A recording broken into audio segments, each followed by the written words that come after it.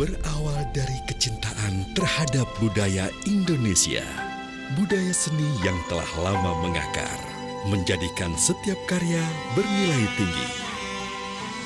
Kualitas yang memanjakan mata memandang, sentuhan lembut menciptakan rasa nyaman dalam setiap momen kebersamaan.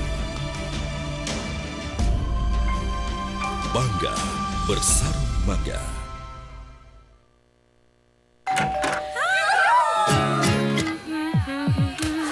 Pakai Bimoli, kita senang-senang di dapur. Masak, goreng, minyaknya nggak mudah berasap, jadi nggak cepat gosong.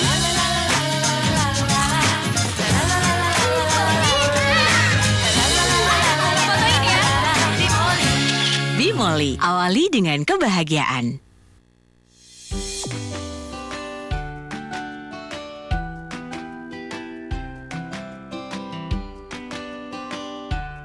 Lebaran, baju santainya tetap hoki Sela dong.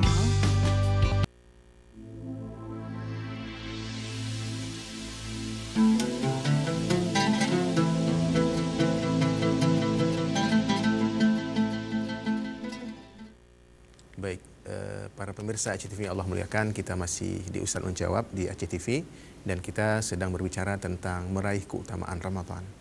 Para pemirsa Aceh TV Allah muliakan, tadi saat jeda kita sudah mendengarkan penjelasan sedikit tentang zakat, terutama sekali zakat harta. Ya. Kalau selama ini kita sudah sangat familiar dengan zakat fitrah, terutama bulan Ramadan, maka kita juga perlu tahu bagaimana sebenarnya zakat harta yang juga menjadi kewajiban kita sebagai muslim. Nah, Ustaz jelaskan barang penjelasan lebih dalam sedikit, Ustaz. Tafadhol. Mengenai zakat mal, Iya. para ulama mendefinisikan zakat ini dalam definisi bahasa ada makna nama, artinya tumbuh, karena setiap zakat yang dikeluarkan oleh seseorang itu akan tumbuh insya Allah Subhanahu Wa Taala. Kemudian at-tathhir, artinya akan zakat itu menyucikan harta seseorang. Khudh min amwalihim sadaqatan tutahhiruhum wa tuzakkihim biha wa shalli alaihim. Jadi ada nilai tazkiyah di sana, pembersihan jiwa seseorang dengan berzakat. Kemudian di dalam zakat jadi ada tazkiyah, ada an-numu, tumbuh, ini definisi daripada bahasa. Kemudian istilah, di antara banyak definisi, mungkin tidak terlalu jami'un mani'un, tapi disebutkan bahwa zakat adalah ismun, sebuah nama, lima yukhraju an malin, sesuatu yang dikeluarkan untuk an badanen, untuk diri, maksudnya untuk zakat fitrah, au badanen, au malin, ataupun zakat harta. Jadi yang dikeluarkan untuk nafsun, untuk diri, juga untuk mal. Nah, di zakat mal tadi kita sampaikan ada 5 hal. Begitu pentingnya zakat, bahkan Abu Bakar Siddiq sendiri dengan tegas menyatakan, saya akan memerangi mereka lau mana'uni iqalan, kalau mereka tidak mau menunaikan satu ikat yang dulu ad-duha yang mereka pernah tunaikan pada masa Rasulullah sallallahu alaihi wasallam, laqataltuhum 'alaiha, untuk Bani Yarbu'. Ada dalam konteks masyarakat, kalau tidak mau berzakat maka boleh diperangi itu, walaupun tidak terjadi perang tersebut. Tapi ingin sampaikan bahwa zakat itu begitu penting di dalam Islam. Kemudian dalam konteks individu, misalnya nak mau zakat, pemerintah dalam hal ini, karena ketika makna khud ada mengambil, ada orang atau ada lembaga khusus, ya, karena amil itu sendiri ada manista'malhul imam, yang diangkat oleh imam, menulis, mendata, mendistribusikan zakat. Jadi kalau secara individu disebutkan boleh diambil bagian tertentu daripada zakat, karena di dalam harta kita itu ada hak orang lain di sana, lisail wal mahrum. Maka zakat itu merupakan perwujudan bahwa Allah Ta'ala memberikan kepada kita harta, yang harta tersebut tidak bebas kita menggunakan, dalam konteks kita boleh memakainya, boleh menggunakannya, tapi di dalam itu ada berbagi di sana. Dan Islam mengajarkan kepada kita untuk berbagi, karena Rasulullah juga menyatakan dalam sebuah hadis, hasinu amwalakum bisaka. Jadi bentengilah harta kalian itu dengan zakat-zakat. Nah, zakat itu ada diambil dari orang-orang tertentu, diberikan kepada orang tertentu dengan syarat tertentu, Ini tu'khadhu min aghniyaihim wa turaddu ila fuqaraihim, sebagaimana hadis yang disampaikan oleh Rasulullah ketika Rasul menyampaikan kepada sahabat beliau Mu'adz diutus ke Yaman, tanya diambil dari orang yang berkecukupan diserahkan kepada yang membutuhkan, sehingga ada senif-senif zakat, ada orang yang tidak boleh menerima zakat. Kemudian juga dalam aspek modern sekarang orang sudah bahas mengenai zakat produktif, ya. Jadi tidak hanya zakat konsumtif, kemudian ada zakat dalam tinjauan yang baru selain 5, karena ada zakat mal, itu ada zakat urut tijarah, harta perniagaan, zakat thimar wa zuru', buah-buahan tanaman, kemudian rikas barang tambang, rikas barang temuan, ada ma'dan barang tambang, kemudian ada zakat mawashi atau an'am, hewan ternak, kemudian ada zakat-zakat yang lain juga ada yang membahas mengenai zakat profesi, misalnya dalam tinjauan baru sebagaimana digagas oleh Syekh Yusuf Al-Qaradawi, Syekh Wahbah Zuhaili juga mengutip hal yang sama, kemudian Syekh Abu Zahra dan para ulama yang lain yang kemudian sudah ditetapkan juga. Begitu, Ustaz. Mungkin itu secara baik. Para pemirsa ACTV Allah muliakan, kita sedikit perlu tahu berkaitan dengan zakat, karena seperti yang dijelaskan tadi oleh Ustadz Dr. Nur Khalis berkaitan dengan ketegasan Abu Bakar, yang tidak ingin memisahkan antara solat dan dengan zakat itu, ya. Beliau akan perangi siapapun yang ingin memisahkan antara solat dan zakat. Tapi begini, Ustaz, kalau di ayat yang kita baca tadi, khudz min amwalihim dan seterusnya, itu kan perintahnya khudz, dan zakat itu kan dia itu az-zakatu tu'khadz wa la tu'ta sebenarnya. Jadi zakat itu diambil, tidak diterima, tidak diberikan gitu kan, oleh kita terimalah. Kalau ada yang berikan baru kita bagi kepada fakir miskin. Tapi orang-orang yang pemerintah lah dalam hal ini bertanggung jawab untuk mengambilnya dari orang-orang kaya. Nah, ini baru kemudian didoakan setelah ada perintah khudz, baru ada perintah sholli. Nah, jadi kita ambil dulu harta orang kaya, lalu kita doakan mereka gitu kan. Nah, tapi kenyataan hari ini tidak diambil. Itu bagaimana nih, Ustaz? Karena ini juga, apakah pemerintah tidak menjalankan tanggung jawabnya atau bagaimana? Memang jika dilihat ayat yang disebutkan oleh Ustaz, khudz min amwalihim, ambil, memang ini kan perintah.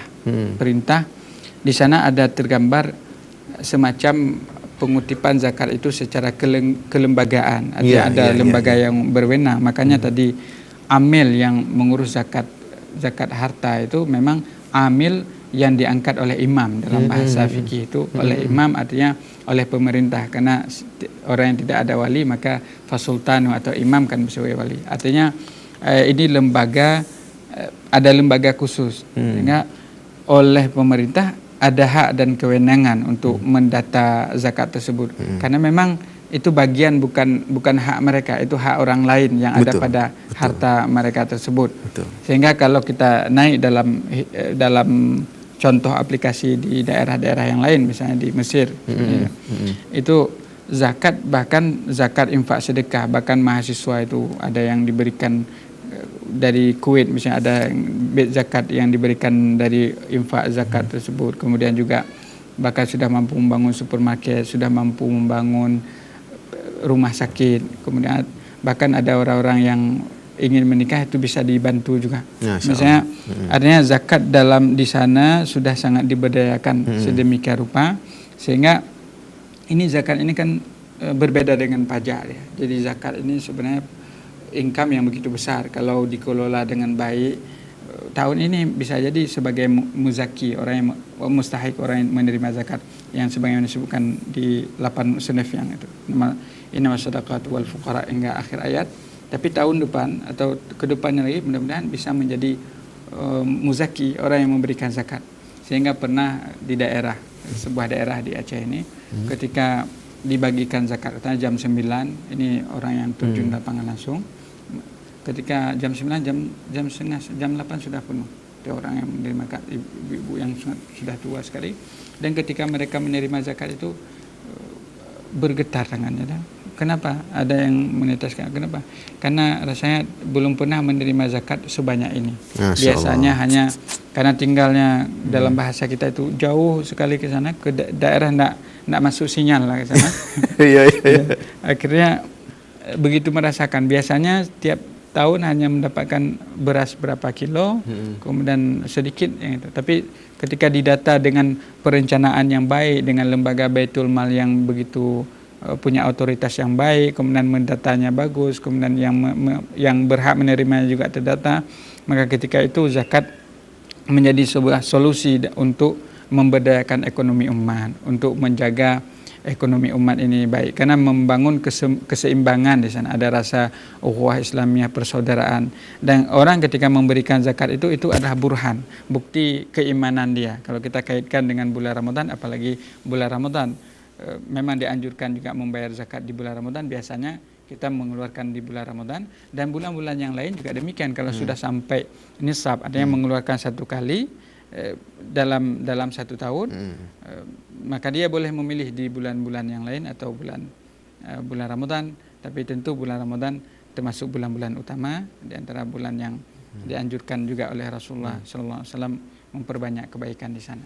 Ya, baik. Tadi begini Ustaz, karena memang kurang familiar zakat mal ini, dan insya Allah kapan-kapan ke depan kita perlu buat tema khusus berkaitan dengan zakat mal, dan Ustadz juga bisa memberikan masukan ke pemirsa semua, karena banyak sekali hal-hal yang masih belum diketahui masyarakat berkaitan dengan zakat mal.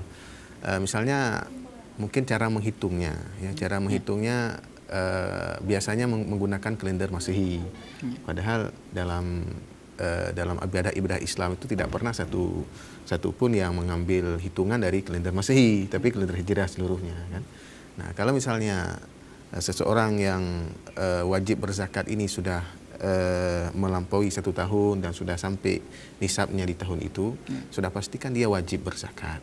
Dan wajib berzakat hitungannya adalah dia harus mengkonversi kembali ke bulan hijriahnya, kan. Dan selisih harinya juga 11 hari dengan kalender Masehi. Jadi banyak hal-hal yang masih banyak belum diketahui masyarakat karena belum familiar sekali persoalan ini, dan insya Allah kapan-kapan kita juga undang lagi Ustadz untuk menyampaikan masukan yang lebih penting ya berkaitan dengan zakat mal ini.